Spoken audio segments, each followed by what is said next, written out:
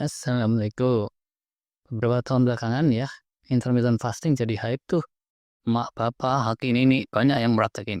Dan salah satu yang ingin disasar dari fasting itu autofagi yang kencang. Nah, seperti yang sering kita ulas. Nah, terus saat bicara autofagi, influencer sering nyebut nama Dr. Yoshinori Ohsumi, ilmuwan Jepang yang menang hadiah Nobel 2016 karena soal autofagi. Wajar lah ya. Mungkin orang tuh nyebut-nyebut nama Dr. Ohsumi sebagai penghormatan atau apapun lah tujuannya, tapi ternyata ya ini banyak banget yang salah kaprah loh, termasuk saya mohon maaf.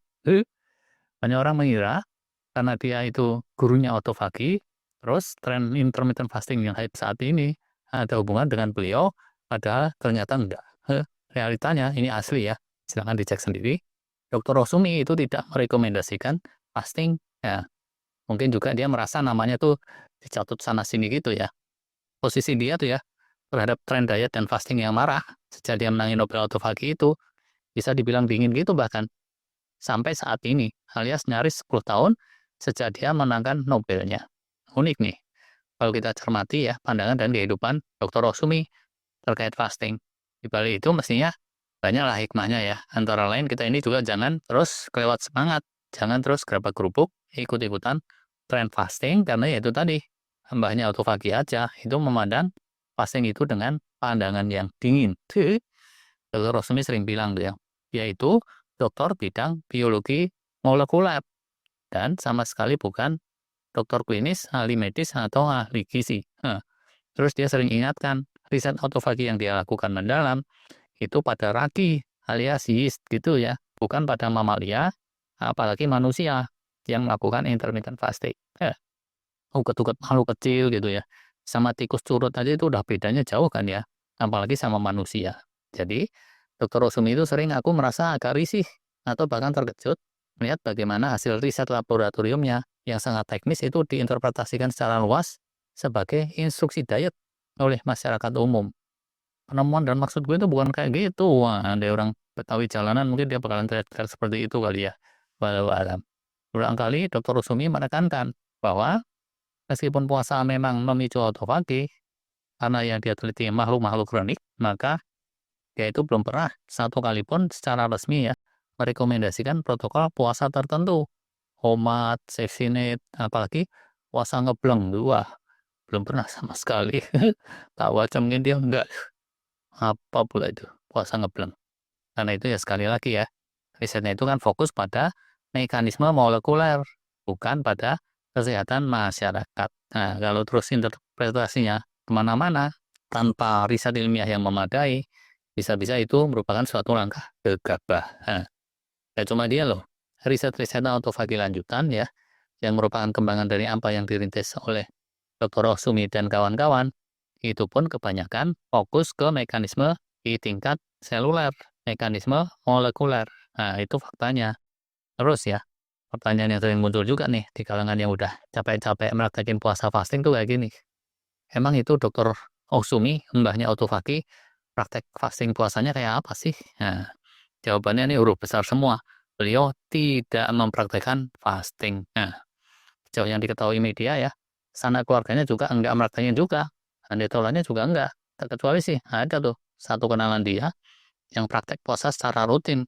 Kebetulan orang Indonesia tuh. Dulunya santri dari salah satu pesantren di Jombang. Walah, ngarang banget nih.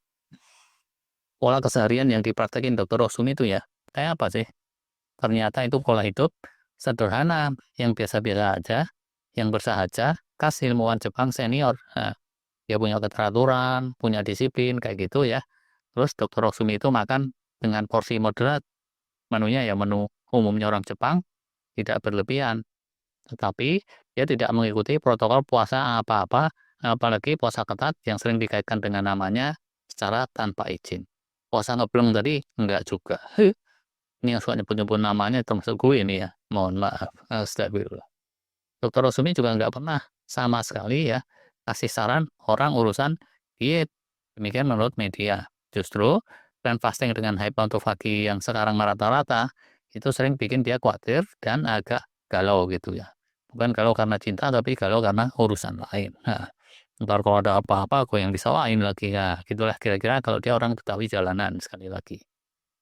Orang-orang tuh terlalu menyederhanakan konsep autofagi kayaknya, sambil nggak ngerti gimana mekanisme detail di level selulernya. Kayak gitulah kira-kiranya. Ya sering ngomongnya. Jelas banget lah ya. Orang-orang nggak ngerti proses-proses yang tingkatnya molekuler, yang nggak kasat mata. Buru-buru nggak kasat mata. Harga-harga saham merah-merah membara berguguran, mencolok mata aja orang banyak yang nggak ngerti kan ya. Oh alah, gubrak. Ada beberapa warning tuh dari Dr. Osumi nih. Mungkin penting untuk kita simak dan kita renungkan hikmahnya. Dia bilang, autofagi itu pisau bermata dua. Dia ingatkan, autofagi tidak selalu baik dalam setiap keadaan. Misalnya, dalam kasus kanker yang udah lanjut ya, itu sel kanker bisa memanfaatkan autofagi untuk bertahan hidup dari stres kemoterapi. Nah, ujungnya dia makin susah dibasmi, makin merakrap dan ganas. Terus, yang penting lagi itu keseimbangan. Beliau lebih menekankan keseimbangan biologis daripada mencoba ekstrim memaksa tubuh berada dalam kondisi autofagi terus-menerus melalui puasa yang kelewat intens. Dan kalau rincian mekanismenya aja nggak ngerti ya, bisa dipastikan kebanyakan orang itu juga nggak ngerti yang dimaksud seimbang sebalian tadi itu kayak apa. Atau bisa-bisa semua orang itu pemahamannya kentang semua. Nah, Dr. Rosmi bilang ya, dia itu cuma kasih kunci dasarnya aja, pengetahuan dasar, bahwa sel itu bisa mendaur ulang dirinya sendiri melalui mekanisme tertentu. Nah, tahap kesehatan lain lah yang terus berusaha ya dengan berbagai cara dan teori untuk membuka pintu-pintu lain dengan menciptakan berbagai metode puasa. Tapi realitanya para influencer fasting itu kebanyakannya dalam hal pemahaman molekuler tidaklah sejago Dr. Rusumi dan para sejawatnya. Nah, terus kalau sekarang sehari-harinya kayak apa sih Dr. Rusumi itu ya? Ternyata Dr. Rusumi itu ya gitu aja. Tetap aja dia itu ilmuwan murni yang suka menghabiskan waktu hilap kayak gitu. Dan kayaknya nggak ada passion untuk jadi ikon gaya hidup sehat. Itu memang bukan ranahnya dia ya. Bisa juga terasa ganggu tuh buat dia. Nah, poin intinya di sini, jika kalian praktekin fasting karena terinspirasi oleh penemuan Dr. Rosumi, ya itu bisa aja valid ya secara sains. Tapi jangan anggap Dr. Rosumi itu maha gurunya yang bisa memandu jadwal makan karena dia sendiri tidak melakukannya. Nah, dia sendiri tidak fasting, itu karena ada alasannya kan ya, nggak mungkin dia itu ngawur kalau namanya ilmuwan. Nah, silakanlah ini direnungkan untuk menajamkan laku-laku sehat kita semua. Terima kasih. Wassalam.